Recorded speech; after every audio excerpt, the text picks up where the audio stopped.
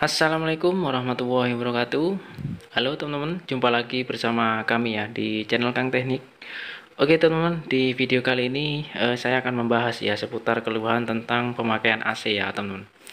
Nah di video kali ini kadang kan teman-teman jika beli AC ataupun pasang baru ataupun pasang bekas, ketika pemakaian berselang 6 bulan, 8 bulan ataupun 3 bulan dan AC itu dinginnya berkurang ya. Hal yang seperti itu bukan berarti freonnya habis ya teman-teman. Di video kali ini saya akan mentutorialkan ya gimana cara mengatasinya dan juga bisa dikerjakan sendiri ya teman-teman. Langkah pertama teman-teman itu bisa buka penutup covernya ini ya teman-teman. Nah di bagian ini, nah teman-teman bisa langsung cek di bagian filter ya teman-teman. Nah di bagian filter ini jika kotorannya ini terlalu tebal ya teman-teman, nah ini yang akan menghambat proses pendinginan ya teman-teman. Nah kenapa hal-hal seperti itu bisa terjadi? Karena di bagian sini teman-teman, nah angin itu akan dihisap dari sini ya teman-teman melalui filter tadi dan akan dihembuskan ke blower ini ya teman-teman. Nah ini blower ini yang dari atas ini menghisap ya, lalu kalau yang dari arah swing ini ngeluarin angin ya. Jadi jika hisapnya ini tertutup sama kotoran ya atau tebal ya di bagian filter, maka daya hisapnya itu akan berkurang ya teman-teman. Daya hisapnya yang dingin yang dikeluarkan itu akan berkurang. Nah makanya hal seperti itu biasanya dinginnya itu bisa berkurang ya. Nah untuk langkah-langkahnya teman-teman bisa bersihkan di bagian filter ini ya.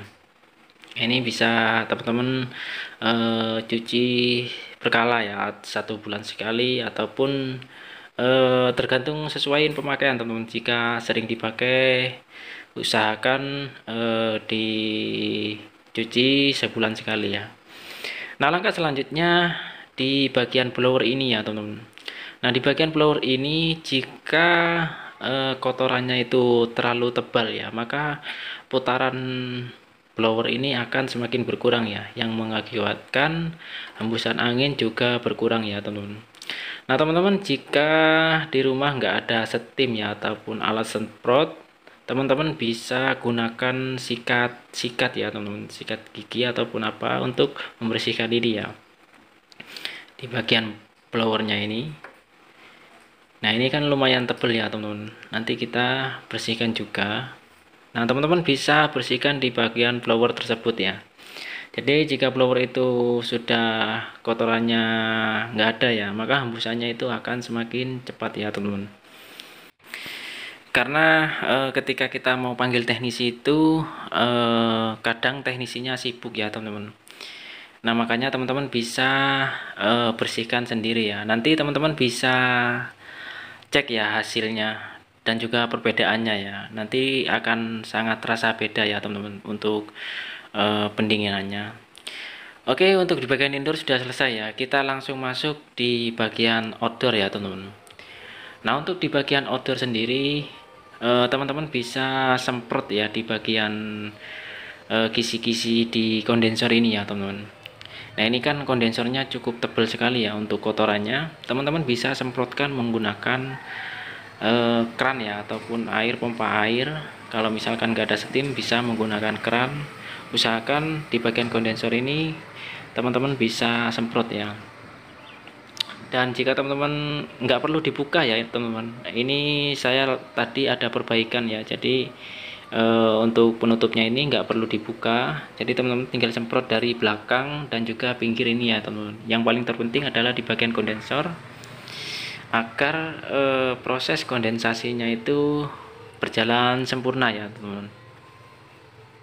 Dan untuk menyemprot di bagian kondensor ini teman-teman nggak usah takut ya teman-teman, karena di bagian kelistrikannya sendiri sudah tertutup rapi ya teman-teman untuk di bagian outdoor. Jadi teman-teman bisa semprotkan langsung ya, atau teman-teman misalkan jika takut nyemprotkan di bagian outdoor, teman-teman bisa cabut stop kontaknya dulu ya teman-teman. Oke teman-teman, sampai di sini dulu video dari kami. Semoga bermanfaat ya. Jika teman-teman ada pertanyaan, silahkan tinggalkan komentar di bawah. Assalamualaikum warahmatullahi wabarakatuh.